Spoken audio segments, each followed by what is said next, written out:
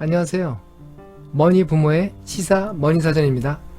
오늘 시사 머니사전 말씀드릴 내용은 변동금리와 고정금리에 대한 얘기입니다. 최근에 언론에서 변동금리에서 고정금리로 갈아타야 한다는 기사가 많이 나오고 있는데요. 왜일까요? 변동금리에서 고정금리로 갈아타는 것도 중요하지만 사실은 그 이면에 이런 현상을 일으키게 한 원인에 대해서 이해하는 것도 아주 중요합니다. 한마디로 믿거나 말거나 미중 무역 전쟁입니다. 이 두 가지 이벤트가 연결이 되시면 상당한 수준에 계신 겁니다. 자, 변동금리, 고정금리 설명드리고 그 원인에 대한 연결고리도 좀 설명을 드리고요. 더 나아가서 이번에 금융위가 준비하고 있는 금융정책 내용에 또 중요한 내용이 있습니다.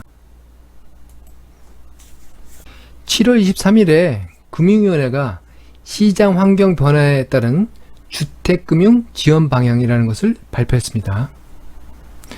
이에 따라서 언론에는 변동금리에서 고정금리로 갈아타야 한다는 것이 주로 주목이 됐고요. 금융위 보고 내용은 글로벌 경제 침체와 관련하여 발생한 국내 금융 상황에 대비하기 위한 선제적 조치를 담고 있습니다. 보고서의 내용 중에 그 원인으로 미중 무역 분쟁을 짚고 있습니다. 왜 그럴까요? 이 내용과 관련해서 이 머니부모 채널의 머니의 정석편에 보시면 장단기 금리 차이에 대한 내용과 FOMC와 금리 대탐구 이 두 편에서 상세히 다루고 있습니다. 참고를 해주시고요. 이 머니사전에서는 요약을 해드리면 장기 금리는 장기적으로 경제의 성장률과 인플레이션 두 가지의 영향을 받습니다. 이 중에서 미중 무역 분쟁이 전 세계 경제를 침체할 것으로 기대가 되면서 경제 성장률이 떨어지고 있습니다. 최근에 발표한 IMF 세계 경제 전망에서도 세계 성장률을 조정을 했죠. 물론 미국만 0.3% 상향시켰습니다만 이에 따라서 전 세계적인 장기 금리가 하락하고 있는데요. 심지어는 마이너스 금리인 곳도 있죠. 이런 글로벌 경기 침체 때문에 7월 말에 예정되어 있는 미국의 연방공개시장위원회 FOMC에서는 경기 부양을 위해서 페드가 금리 인하를 선택할 확률이 커지고 있습니다. 즉 글로벌 경기 침체 우려가 우리의 장기 금리를 떨어뜨리고 있습니다. 단기 금리보다. 장기 금리는 기간이 긴 금리인 만큼 우리에게는 고정금리와 같은 역할을 하고요. 단기 금리는 만기가 짧으니까 그때그때 만기될 때마다 금리를 변경시키니까 변동금리가 되는 것이죠. 그래서 장기 국채금리가 떨어지면 고정금리가 하락하고 지금 현재는 고정금리보다 단기금리가 더 위에 있는 장단기 금리가 역전되어 있는 상황이라는 것입니다. 금융위에서 이 보고서를 만들기 위한 조사 시점 7월 19일 기준으로 보면요. 은행의 장기금리 기준인 금융치 5년물은 1.62% 그리고 은행의 단기금리 기준 지표죠. 올해 새로 시작된 코픽스 신규 보통 3개월 만기인데 1.78%를 기록해서 단기금리가 장기금리보다 0.16% 높죠. 한편 정책 당국 입장에서는 은행, 비은행의 가계대출 규모가 약 1000조가 넘는데 그중 60%가 주택담보대출입니다. 가장 큰 비중을 차지하고 있죠. 이 가계대출, 이것의 적절한 관리가 정부의 굉장히 초미의 관심사입니다. 가계부채 문제가 굉장히 심각하죠. 저희 나라는 GDP 대비 가계부채는 약 100%에 육박하고 있습니다. 그렇기 때문에 각 가계의 부담금리를 낮춰주는 것이 정부로서는 관리의 안정성을 높이는 것이죠.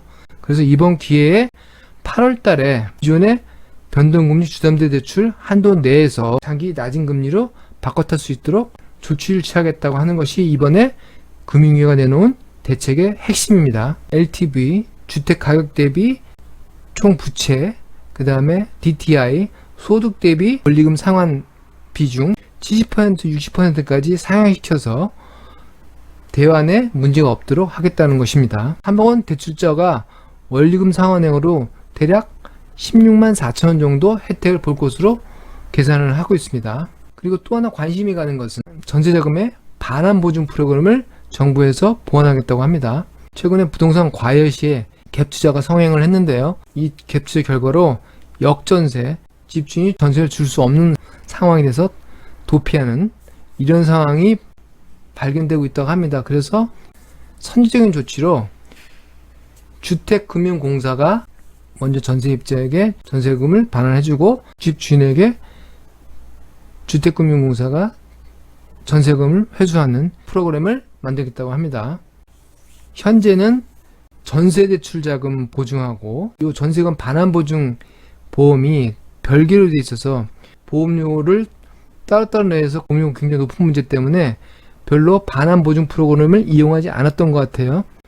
주택금융공사의 일원을 해서 보험료는 낮추고 전세자금도 안정성을 높이고, 이 프로그램에 들어갈 때 세입자가 전세금 반환 위험에 대한 안전성을 잘 확인하고 들어가고, 그것을 주택금융공사에서 철저히 확인하고 그 다음 반환보증 프로그램에 들어올 수 있도록 함으로 해서 스스로 위험을 줄일 수 있도록 조치를 취하겠다고 합니다. 굉장히 바람직한 제도로 생각되고요. 트럼프 대통령이 일으킨 미중 무역 분쟁이 글로벌 경기를 침체시키고 장기 금리가 하락했습니다. 이에 따라서 장단기 금리가 역전되면서 국내 고정금리와 변동금리 간에 고정금리는 장기금리 중심이고 변동금리는 단기금리 중심인데, 이것이 거꾸로 되면서 고정금리가 더 유리해졌죠. 그래서 가계부채가 엄청나게 높은 GDP의 100% 가까이 되는 우리나라 입장에서 이것을 철저히 관리할 필요성이 있습니다. 그래서 이런 기회에 주택담보대출의 금리를 낮춰주는 조치를 선제적으로 취하게 됐고요.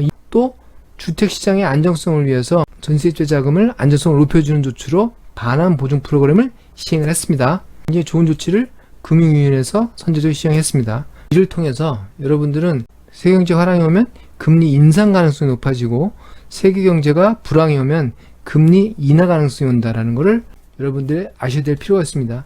세계경제에서 여러분의 주택담보금리까지 연결되는 전세계 금융체인을 이해하시면 좋겠습니다.